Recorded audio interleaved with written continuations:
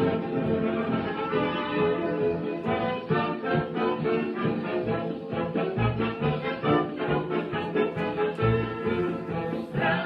ó rincão querido, te deixado pelo mundo novo, destruído está o teu futuro, porque pretendiam dominar teu povo.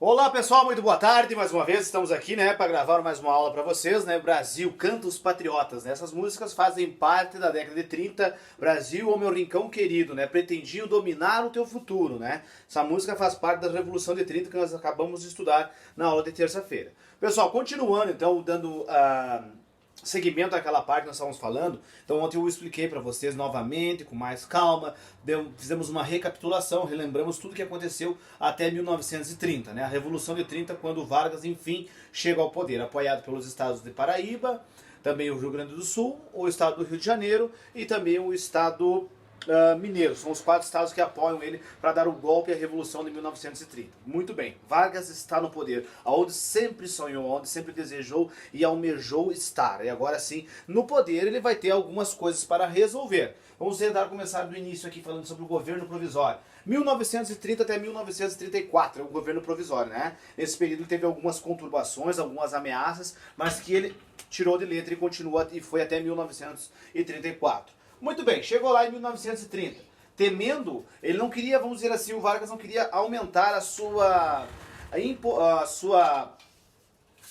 briga com os políticos paulistas, então ele tratou logo em seguida de acalmar os ânimos. O que ele fez para acalmar os ânimos? Ele criou o Conselho Nacional de Café, ou seja, 73% do café que o Brasil produzia, 73% da safra cafeeira brasileira era entregue aos americanos, aos Estados Unidos, ou seja, vocês lembram que eles acabaram de entrar numa crise, então uma crise incrível, lá o país está passando por grandes necessidades, até resolver essa crise, eles não compravam açúcar do Brasil. E o que o Vargas fez para tentar acalmar os ânimos dos paulistas, que afinal de contas ele, além de tomar o lugar dos paulistas que venceram a eleição, o Júlio Prestes teria sido, teoricamente foi o eleito, né? Mas ele tomou, não deixou o Júlio Prestes assumir o governo brasileiro. Então ele teria que fazer algo para acalmar os ânimos dos caras. Afinal de contas ele tirou o pirulito da boca deles. Então ele criou o Conselho Nacional do Café. O que o Conselho Nacional do Café faz? Ele vai comprar as grandes quantidades, os estoques de café dos cafeicultores e armazenar. Muitas vezes vai ter que queimar o café, porque é tanto café que ele tem guardado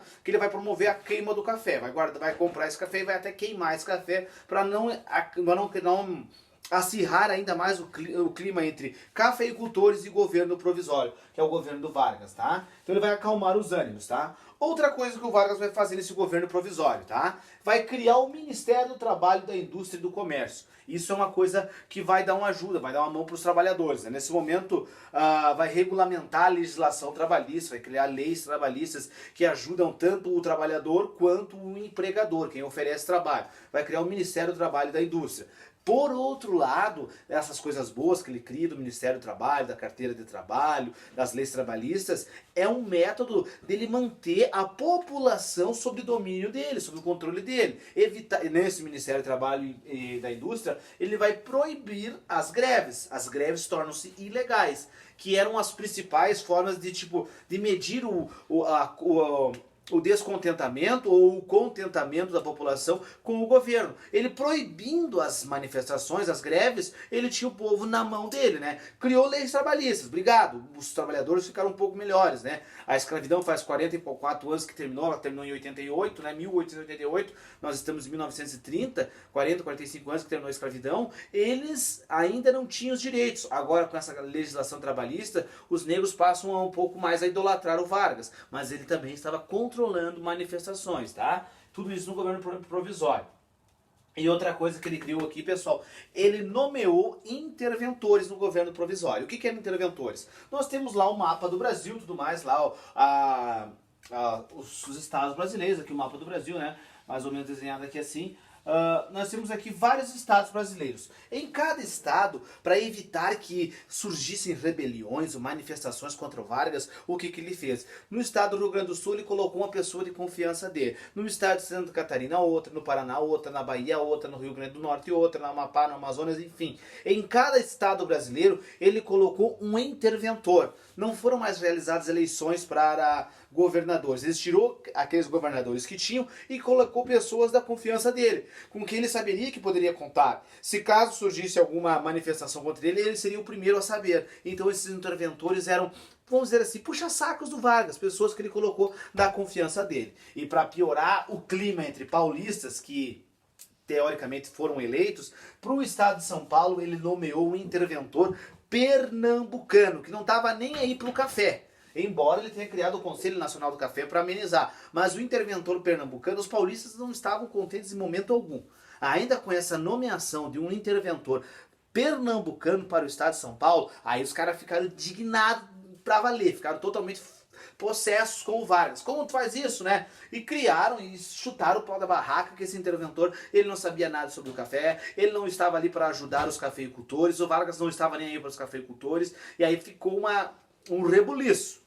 Nesse meio tempo, o Vargas, ele tem que tentar resolver, sanar essa disputa. Então, ele vai estourar aí a Revolução Constitucionalista, tá? A de 1932. Nós já começamos em 1930, já estamos em 1932. Governo provisório ainda, era só para ele ficar um tempo para arrumar a casa. Aí estoura a oposição indignada lá, pois essa nomeação desse político pernambucano para governar o estado de São Paulo, eles não suportavam esse cara, né? E aí juntam um exército em São Paulo, né? Negros, pessoas desamparadas, para lutar contra o Vargas, que era ilegal isso que ele estava fazendo. A forma que ele chegou ao poder era ilegal. Então, uma revolução constitucionalista. E afinal de contas, era para ele entrar e logo elaborar uma constituição. Algo que ele não fez até então. Tá lá meio de braços cruzados, criou o Conselho Nacional do Café, tentou acalmar os ânimos, o Ministério do Trabalho, mas e a Constituição?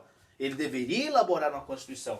Então, além da oposição estar indignada com essa nomeação num político pernambucano, as pessoas em 9 de junho de 1932 exigem dele a elaboração de uma Constituição o mais rápido possível. E começam a pressionar Vargas para a elaboração dessa Constituição. E aí ele vai se sentir acuado. Claro que o exército de todo o Brasil vai facilmente acalmar os ânimos dessa revolta que vai surgir em São Paulo, né? Eles vão facilmente derrotar os revolucionários paulistas que queriam retomar o poder, vão acalmar os ânimos deles e o Vargas vai se sentir pressionado. Então ele vai elaborar o mais rápido possível essa nova Constituição de 1932, né, que vai ter, entre tantas coisas, essa Constituição, ela vai falar pela primeira vez nas leis trabalhistas e vai falar pela primeira vez no voto feminino. As mulheres vão ganhar o direito de voto a partir de 1932. As mulheres entram na jogada, o Vargas, muito populista, sabe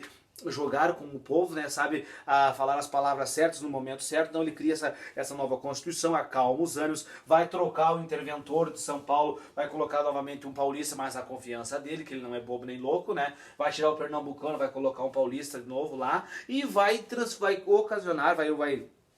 disponibilizar o voto feminino, tá? Voto feminino, as mulheres vão poder votar a partir de 1932. Pessoal, a aula de hoje então foram as páginas 18, 19 e página 20, tá? Fomos até a página 20, tá? Depois na próxima aula vamos falar sobre o governo constitucional. A partir da Constituição que ele fez, o que vai melhorar, o que vai acontecer no Brasil. Eu quero que vocês façam para mim a página 19, leiam interpretando documentos e respondam para mim, certo? Um forte abraço e uma boa semana.